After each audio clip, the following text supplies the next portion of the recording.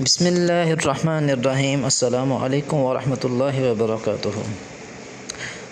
گزشتہ 24 گھنٹوں میں سعودی عرب میں 1344 نئے کرونا کے مریضوں کی تصدیق ہوئی ہے، جن میں ریاض 282، مدینہ منورہ میں 237، مکہ 207، الجبیل میں 171، جدہ میں 124، دمام میں 114، بیش میں 37، الخبر میں 33، الطائف میں 27، الدریہ میں 14، الحفوف میں 12، بریدہ میں 12، الناریہ میں 9، ینبع میں 9، تبوک میں 7، زلفی میں 6، المخوا میں 5، المزحمہ میں 5، راست النور میں 3، الخرج میں 3، بقیق میں 2، حائل میں 2، ارر میں 1 اور ساجر میں 1۔